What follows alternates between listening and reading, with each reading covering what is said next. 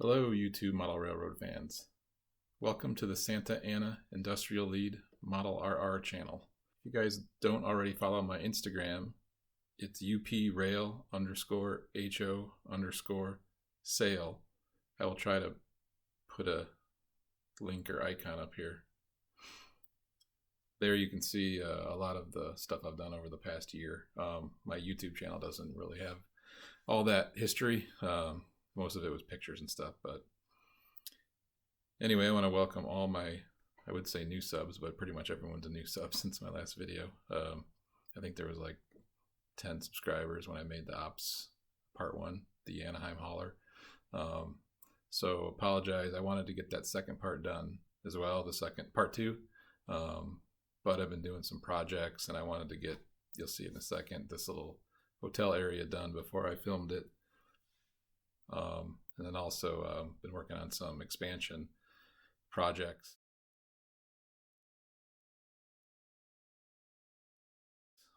Which will be behind me, which as you can see is really nothing yet. The design process is supposed to start this week or next week, depending on when his schedule frees up. So hopefully in the next few weeks I'll be starting on the bench work, put some videos up with that, laying the track, the design. So we'll see how that goes. Hopefully by Thanksgiving, maybe I'll have something about that. Anyway, today we're gonna just give you a layout update on stuff I've done this last month. Also gonna quickly show you some of these Athearn Railbox Primed for Grime cars I picked up. A couple projects I've been working on, and then just show you some of the expansion stuff I've done or some of the plans I want to get done with it. So let's go.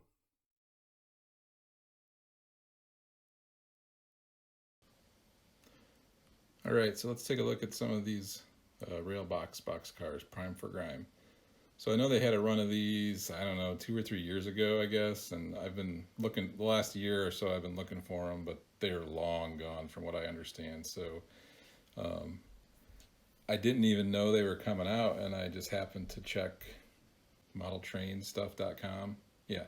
And they had like 20 some in stock of each, so I bought like one of each and 2 of a couple of them. Then I looked today and they don't even have any more available, but Train Life has them if anyone's watching. Anyway, so the cool thing about these, there are two differences I think from the old Primed for Grime, is that the sides are actually different. The 2 sides of the cars, they did a couple different like patchings on them. I don't know if they're prototypically accurate, but they are different. So I'll show you that with this last car. And also the trucks are, I'll try to show you a closer view, but the trucks are like a light or a dark gray, not black. So that is actually that's what I do as my first base color when I do trucks. So here's this one. And this next car is the exact same number, 52237. So you can see where the patches are. Like look under the big Railbox logo, you'll see like 3 or 4 patches on the right side. And if you go over here to this one, there's no patches under that big Railbox sign. And it doesn't have any under the numbers, whereas this one has some under the numbers. So these are the 2 different sides. I don't know, it's kind of cool that they at least did them a little different. But so let me show you something else with the trucks. So on the trucks, here's an older Primed for Grime car from last year. See how the trucks are like a black. They're not gloss black, but not as glossy as like some other manufacturers. However, on this one, you can see they're like a dark gray, kind of a flat dark gray. So that's actually when I do my trucks, I do a base coat of Rust-Oleum dark gray before I put on pan pastels. But mine end up trying to get to something like this, the dark gray base. And then I just do a few colors of grime and rust with pan pastels. This one came out pretty good. And then the wheels, I do I spray them Rust-Oleum dark or Rust-Oleum earth camel brown, and then I also just put in some pan pastel colors on the wheels. It's pretty quick. And it turns out good enough. I like it. Doesn't take hours or anything like that. So here's what I've been working on the last few weeks. This budget inn motel. This is the prototype. And here's my version of it. Let's go over here. There's my sign that I'm still working on. Got a, you can see I'm a big fan of magnets. I use them a lot all over the place for the layout, but right now I have this attached just like that. I tried messing with the decal for the sign. This is just a piece of paper right now. But the decal I made fell apart, so I'm trying some other ones. I'm just gonna use a photo laminate sign there. But that's also just a piece of paper right there on the side. For now, I just covered up the wall. I'm not sure if I'll leave it. So there's the front. I'll show you a picture of the Walters kit.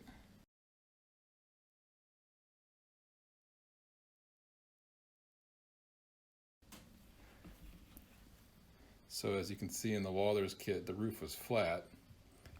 I actually made these Spanish tile, made a Spanish tile like awning here. Plastruck makes the Spanish tile, so I just cut some styrene, painted it up. I'll show you some pictures on how I did it.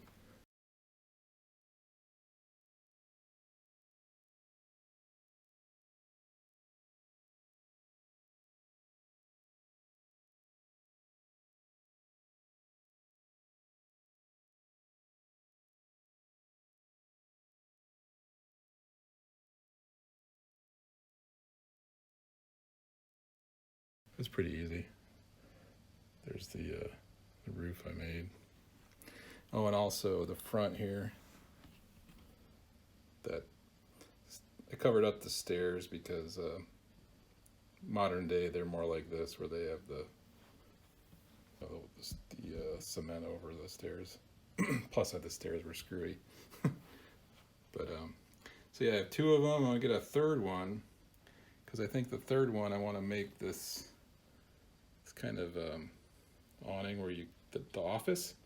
So I'll make that the first building, put the awning here, cover up some of the windows, and then have three buildings going down here. Probably end up. So real quick on these lumber cars, I get a lot of questions on these lumber loads. They are really cool. I bought them from a guy, I've tried to answer everyone that asks, but I bought them from a guy who makes them on Instagram.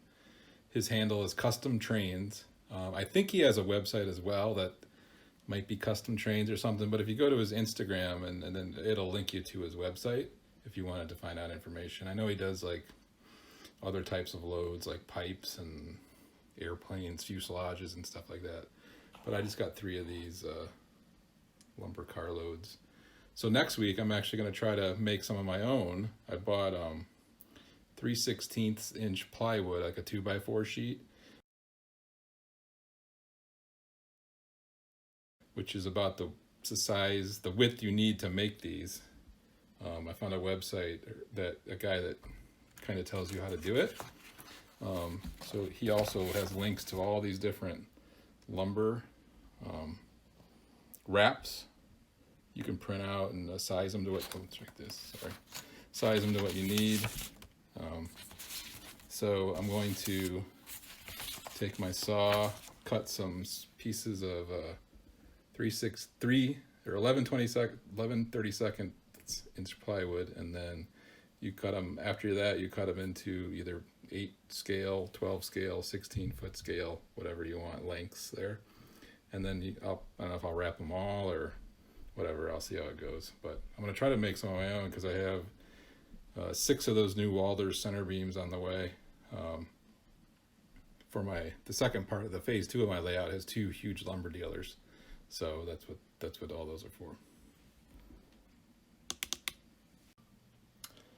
So another little thing, I found these at IKEA when I went there to get my my load of new Ivar legs and shelves for the phase 2. But these little plastic shelves, these clear plastic, they're what, 2 feet maybe, or 18 inches, and I just screw them right onto the fascia. I had to put green tape because I always kept bumping my elbow into this piece of the side here. But you could put your you know, drinks, coffee, beers on there. Also your you know, my NCE controller, manuals, whatever. So I got one here, and then I got one on the other side where also this holds my camera stand too. So that's another little thing I added. So the last little update on the this part of the layout is this bridge scene has been driving me crazy ever since I started it. So here's the real one. Can't really see it good, but there's no good way to blend it at all. I know most people that have bridges, they'll curve a river around the side this way or that way. You could cover it up with a forest, cover it up with bushes, cover it up with mountains, millions of different ways, but there's no way to cover up a canal in Orange County with trees or anything. So, sorry, there we go. So I had this like this here that was kind of curvy. I tried different like printouts, tried to find something that might look okay there. I could find nothing. So then I started looking at like artist websites and Perspective and Horizons. And so I think what I'm going to do is just narrow it in like this. So you can see that. So kind of force the perspective like it's narrowing, even though it's, you know, it's not prototypical, but whatever. I just need the scene to look okay. So I have small palm trees in the back already, so it kind of forces it a little bit, and the big ones up front. And then I could find a picture to go here that that probably will blend well, I think, or try to draw or paint it or something, or even put some. I was thinking of like some kind of debris to hide the wall or something in there, where, you know, like trash or something that got thrown in the canal. But I think it's much better with this kind of narrow forced perspective like that. And I'll move these abutments somewhere else. They're just sitting there right now because the bridge is not glued down or anything. So we'll see how that goes. That's coming soon. I also need to weather up all this, but I wanted to get an idea of what I was going to do before I started messing with the weathering. So some other projects, I've painted, I don't know, 40 or 50 pieces of track for the next phase. Actually, well, part of it I only got the gray base down here, so you can see. Oops. And then a lot of, I got like 30 pieces of the oil base over the gray and in the ink. That's how I do it. I'm gonna probably do a little video on track at some points because I do get a lot of comments on the track too. It's just the Lance Mindheim method that I'm sure that a lot of people have used, but and then also, see, I use the IKEA Ivar shelving units for bench work. So I have all these legs I picked up like a month and a half ago, and I stain them black.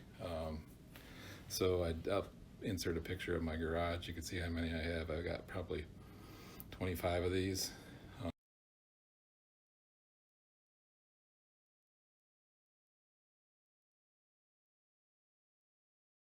In anticipation of my expansion. So I did all that, and each, if you can see, you can only do one side at a time because you got to let it dry, then flip it over, do the other side, then flip it over and do the third side, then flip it over and do the fourth side. So staining them takes 4 or 5 days just because you got to do each side separate. It takes several hours to dry. But anyway, and there's the shelves I got. I got far less shelves this time and just more of the legs because I don't think I need to. Here's one left over from last time. I don't need all the shelving that I have over here. This is a mess I need to clean up too, but So here's where the expansion will be going. Surely it's gonna come off this part here and continue down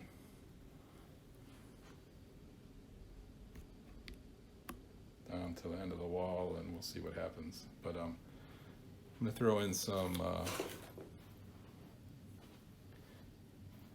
pictures or some maps of what the area is like and what I'm doing, just real quick.